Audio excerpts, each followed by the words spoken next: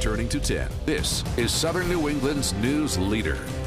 The untimely passing of Supreme Court Justice Antonin Scalia during this election year has set off a political controversy that he surely would be sorry about. He wanted to insulate the court from politics, but now the court is right in the middle of it. Will the Senate consider a replacement in the last year of Obama's presidency? We'll speak with Senator Sheldon Whitehouse about that very subject. NBC 10 News Conference begins right now.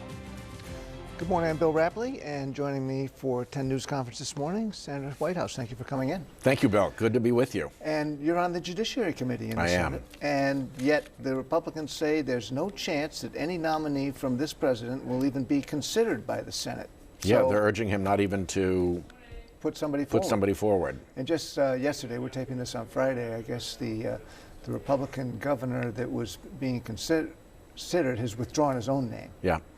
So what do you think the president's strategy is here? I think he has to go forward. The duty that the president has when there's a vacancy is very clear under the Constitution. He shall nominate, and then with the advice and consent of the Senate, appoint. So he has a duty to put a name before the Senate, and then the Senate has a duty to consider that name.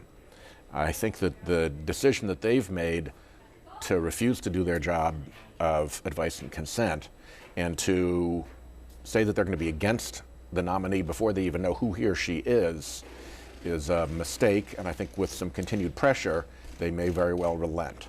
Now, over the years, this process has gotten to be more and more political. It kind of goes back to Robert Bork, wasn't it? That was the first time that the political persuasion of a nominee affected the outcome. And I think a lot of people thought that Bork was just too extreme for the court of the time. But for the Republicans to do what they're doing now would leave a vacancy on the court for quite some time. Well over a year. Yet it's not unheard. I mean, wouldn't Democrats do the same thing if they were in the same position? I doubt it. Now, what we might do is see who the candidate was. And if we thought that they were not a suitable candidate, that this was a Hail Mary, highly conservative right-wing pitch by the president, it's perfectly within the Senate's constitutional rights to refuse advice and consent, to vote not to confirm somebody. Right. But to jump ahead and out of that role and tell the president that he should ignore his constitutional duty to appoint, and that in return we won't accomplish our constitutional function of advice and consent, is a very different thing. And I don't think that would have crossed anybody's minds. Well, but in this era of partisan politics, it's not a surprise. I mean, people were making those statements within hours after the announcement of Scalia's death. Well, Mitch McConnell almost instantly came forward and said, don't put a name forward, we won't even consider it, we won't meet with the person, we won't shake hands with the person, we want no part of this. And that is unprecedented in this country's history. But it would not be hard for them to stall enough that it would then be, well, I guess once the nomination is made, it would stand even if the president left office? Well, you could work out that could solve itself with a new president. But presumably this has never been done before, but presumably the nominee's name would fall with the president because they'd no longer have the support of the president. They wouldn't be that president's nominee. Right. So what is your strategy as a senator? What do you all do other than just say, well, I guess we're not going to get to consider a nominee? Well, the only thing that Mitch McConnell is more concerned about than keeping 5 conservatives on the court who can do things like deliver Citizens United, knock down rules against gerrymandering, help the corporations in the country and do all the things that they've done. The only thing that concerns him more than to lose that would be to lose his majority in the Senate. And so this issue, I think, is largely going to come down to whether in the Senate races that are close, the Republican incumbents feel some pressure that they're not doing their jobs and that they're not following what the Constitution directs, despite the oath that they took to follow the Constitution. If that pressure builds, then I think it puts Mitch in a difficult position, and he may at that point have to say, okay, who've you got? But so those senators would need to believe that this single issue would cost them their seat. Yeah, and in these very close races, a little issue can make a big difference. There are 7 Republican senators who are running for their seats in 2016 whose home states voted for President Obama not just the first time, but also in the midterm. So it's very strong politics for Democrats in those states. And if Mitch McConnell loses them all, he loses his majority leadership. So it's going to be important that public pressure build, particularly in those states, and that the call go out that we expect people in Congress, particularly in the Senate in this case, to do their jobs. You took an oath. The Constitution says what you're supposed to do. You should do it. It's pretty simple.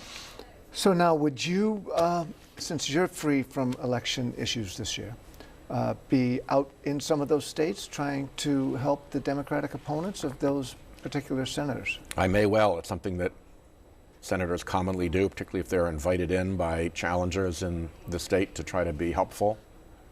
So that could be a role for you in this election? It could be a role for any Democratic senator, yeah. Let's go to this issue about Apple and the iPhone and whether they should cooperate with the FBI in providing the ability to get into the phone of the San Bernardino shooters. All the Republican candidates for president have said that Apple needs to do what the FBI wants. What do you say? I think they should as well. This is there's a big issue here, and there's a small issue here. The big issue here is the question about how much security and how much protection from government surveillance Americans should have. That's an important, big issue. But we can set that aside a little bit in this case, because in this case, what the government is seeking is a court order, a warrant, essentially, to search that machine. One machine that was used by a terrorist, out of which they'll be able to extract evidence that potentially is important to our national security and could potentially save lives. It has always, always, always been the rule in the United States of America that where the government goes and gets a specific warrant for a specific item or a specific location to be searched, they have the right to do that. That goes back to whether it was, George Washington's desk with locked drawers, or doesn't matter what. The government, once it gets a warrant, has the right, or a court order in this case, since it's more of a civil matter, they've got the right to do that. And so I think it's important that that law enforcement function continue. It is important. You could imagine that there are cases in which somebody's life may actually be at stake in a kidnapping case or something like that, and you need to get into the phone in order to find out who the victim last spoke to before they were abducted, for instance. And in that circumstance, for Apple to say no, I think puts potentially the life of the victim at risk. And so there's this tension between the very specific warrant-based search that the government has always been able to do, and that's gotten mixed into this broader question of security and of the desire of these companies to be able to market a product that they can tout as being uncrackable. Well, so are you saying that that this would not then open any other phones if Apple were to cooperate in this? It would only open other phones where the government also got a court order and could go to the judge and say, we have an ongoing situation in which we need this information. We have an ongoing terrorist investigation in which we believe this is relevant and important and we need this information. They'd need to come in and phone by phone make that case. Otherwise, Apple will be under no obligation to do that. But if Apple acquiesces to the U.S. government's demands in this case, they have a lot of overseas customers as well.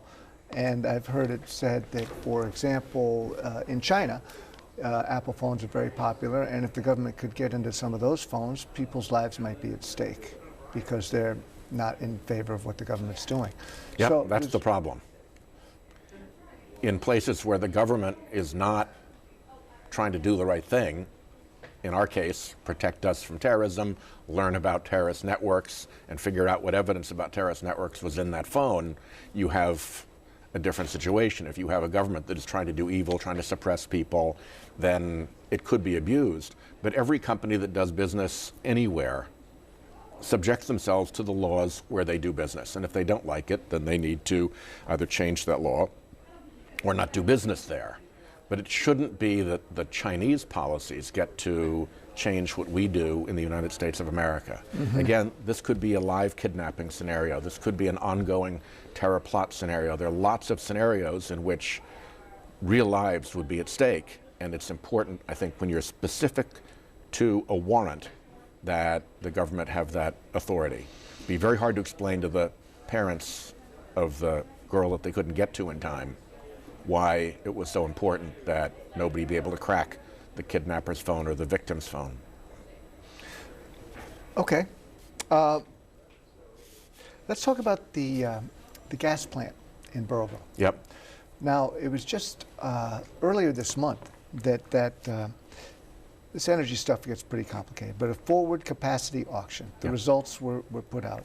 And it said basically that there's enough gas supply and enough electricity supply in our region. So there's no need for this new plant.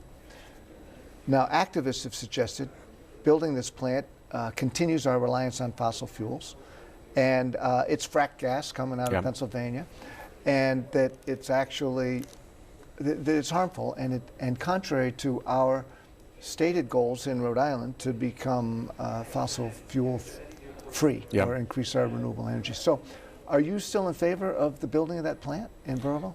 As a general proposition, I'm opposed to fossil fuels. Nobody fights harder than I do in the Senate to try to knock down the fossil fuel industry, break its grip on the Senate, and let us solve the problem of climate change. What happened in this case is that there are two, I think, facilities, and one of them bid into the auction and was selected. And so that's going to be a part of the process going forward. There's another one that they did not bid into the auction, but may bid into later auctions, or they may try to sell power somehow on the side. And that goes into our grid, and it's part of the process through which all that takes place. I did not take a position, and I do not intend to take a position in the siting decision that's made, or in the auction. There really isn't a role for a member of Congress, either in a siting decision, which is a contested administrative matter where we really aren't supposed to try to interfere, or in the capacity auction. So I have stayed out of that. I understand the point that we have these terrific spikes in energy prices, and we have variances in energy prices, particularly natural gas prices, in the Northeast versus other places where they pay way lower prices because of choke points that are in the system. And to the extent that all we're doing is taking out choke points that create artificially high prices for Rhode Islanders, or creating potential spikes in electricity when there's very high demand that go way above regular prices, I'm not going to object to those things. I object more generally and categorically to having our dependence on fossil fuel. And the way I'm best positioned to fight that is to fight every week, every day in the Senate to try to get something done. And I would say we're actually closer than we have ever been to either making sure that the president's Clean Power Plan stays, or getting a carbon fee that adjusts the whole market so that the subsidies for fossil fuels are levelized and they're no longer given that advantage, or both. And that's my task, I believe. But this is your backyard. I mean, shouldn't you be standing up for fossil fuel-free Rhode Island? You have to allow administrative procedures to take their course. Everybody has a chance to say their piece. But for a senator or a congressman to try to butt into an ongoing administrative proceeding is something that can create an ethics problem and is usually seen as an improper interference. People in that process are entitled to have that be a fair process that comes to its own decision without a senator leaning on it. We're going to take a short break. We'll be back after these messages to continue our conversation with U.S. Senator Sheldon Whitehouse.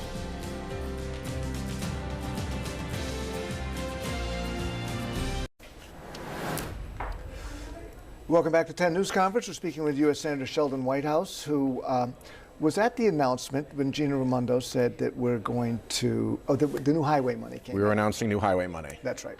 And one of the elements of the highway bill that you proudly took ownership of was the major projects thing that Yes. maybe could, Wrote it, a in big fact. job like the 610 connector Yep. could be in there for hundreds of millions of dollars. Yes, that's our hope. Do you approve of this scheme to raise money for highway and bridge repair in Rhode Island by tolling trucks? I'm glad that the governor and the legislature have worked out their differences and done something. Whatever they were going to work out, I think it was important that something be done. For many, many years, we took the federal money for highways and we spent all of it. And then we spent more than that, and we borrowed from future federal money on highways to pay the difference. So we had now whittled away the amount of federal money we could actually spend in any year to about 70%. And the rest of it was paying interest on what we'd borrowed in the past. Yeah. So with no state money, we were starving our roads and our bridges and our highways. So we've added about $20 million to Rhode Island in the new bill. And Governor Chafee put in about $60 million in direct appropriations. And now you have the funding from the Raimondo plan. And between all of that, there's going to be a very significant increase in funding available, and Rhode Islanders will see the difference. Right now, Rhode Islanders pay about $600 a year on car repair from bad roads. So there's a dollars and cents interest in getting our roads and bridges up to snuff, and the combination of things will help the governor do that, and I'm for the roads improving. Now, there's one theory that these truck tolls are a scheme that is being pushed by Washington, and that's why we had former Transportation Secretary Ray LaHood up here pushing for it, and that other states and the national trucking industry are fighting very hard to prevent this from happening in Rhode Island. We know Connecticut is thinking about trying to put in tolls. So now, is this something that came out of D.C., a new plan to I don't tax know. people? I don't think so. I don't know why the former Transportation Secretary did it. He's in the private sector now. To the extent that we deal with tolling, we deal with a Federal Highway Administration that has historically always been very skeptical about it and pushed back and tried to avoid local tolling on federal highways. And that's why this is almost a loophole that they've found where you can put a toll on a bridge that needs repair. Exactly. So I don't think the federal government took any role in this decision. To the extent that they had one, it was probably a limiting role rather than an encouraging role. But I'm not aware of any role that the federal government took in that decision. Let's talk about some of the stuff that you're working on currently in the Senate. Criminal justice reform. I know we recently did a story with the Open Doors program here, which I know you're familiar with, about reducing recidivism, keeping people, ex-convicts, from going back to prison. What are some of the other things that could be coming up in terms of reforming their criminal justice? I have 3 bills that I wrote or co-wrote in the Senate right now moving. One is the criminal sentencing reform, which is trying to work its way around the far right-wing opposition, but there's a lot of support for it, including, believe it or not, from the Koch brothers. So when that solves, that bill should move forward. I've got my juvenile justice bill on what they call the hotline in the Senate, clearing objections on the Republican side. That should be passed shortly. And when we go back to Washington, my addiction and recovery bill is going to be the business of the Senate, and we'll be working with the floor to manage that through and handle amendments and get that into law. Between the 3 of them, it should make for a significant change in the way that the law enforcement system and the healthcare system for addiction and recovery and the recovery support folks interact.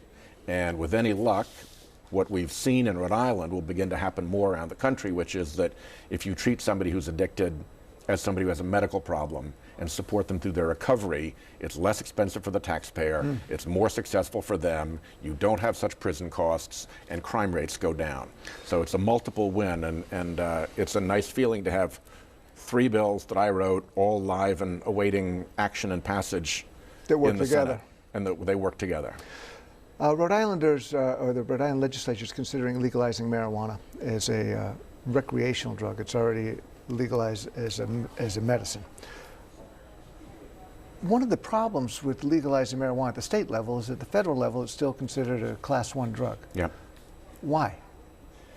And when is that going to change? And what are you doing about it? I don't know. The Department of Justice is responsible for managing that difference. they have changed their enforcement policies But that still doesn't... to accommodate, for instance, Colorado, which has gone into full-on legalized recreational marijuana use. So I suspect if Colorado can do it, Rhode Island would do the same. But at the at moment, the federal level, and we still can't, hospitals can't participate in research, Yep. universities are not allowed to. the businesses just, in Colorado can't use the banking system. So There is are a this an whole example bunch. of the drug cartels that run our country? The big pharma? I wouldn't go so far. I think it's a fight that we really haven't taken on yet in Congress, that we've got enough fights without trying to figure that one out. There's so many different interests, there's no clear path. And at the moment, the solutions that have developed have all been developed within the authority of the Department of Justice to decide what it will enforce and not enforce by way of the laws. So there's been a sensible way for the government writ large to work its way through these problems as they develop without us having to try to figure it out in advance in Congress. All right, so we got to go in just a second, but do you believe that marijuana should be legalized in Rhode Island? I don't. I think where we are right now makes sense.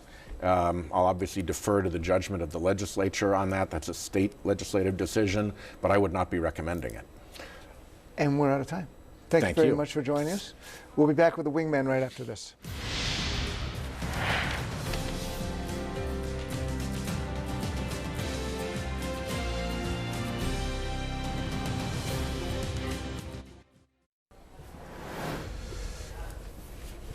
Well, that was great with Sheldon Whitehouse. Now we got the Wingman to dissect some of what he said. John Breen on the right, Bob Plain from rifuture.org on the left.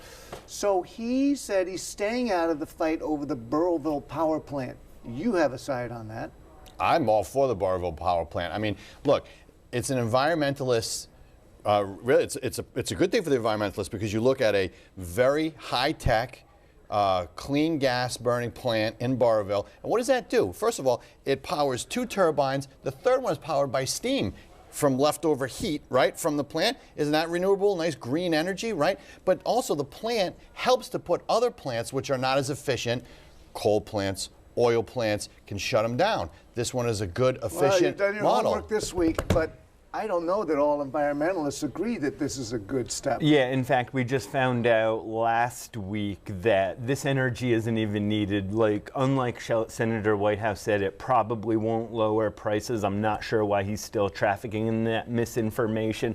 And what this will really do is keep us tied to fossil fuels for the next 30 years. So I respect John Breen's point that we should be trying to move away from fossil fuels. We should be moving farther away from fossil fuels than John wants. But natural gas is better than coal. I didn't make that point at all. I don't think that we're ever going to get away from fossil fuels. You cannot run an industrialized nation on wind and solar. It will not happen. Look, whatever happened to America being proud of the fact that we are a strong, industry-rich country? We sit on huge deposits of natural gas. We sit on shale oil fields bigger than Saudi Arabia. Why are we so ashamed of that? The mantra was energy independence, energy independence. Let's get off foreign oil. Okay, the reason we're ashamed of that is because they're killing our planet, and we will move off those. And I look forward to the Wingman episode when we get to talk about. We'll be old people. Oh my God, that'll be my great grandchildren at best. We're going to be younger than.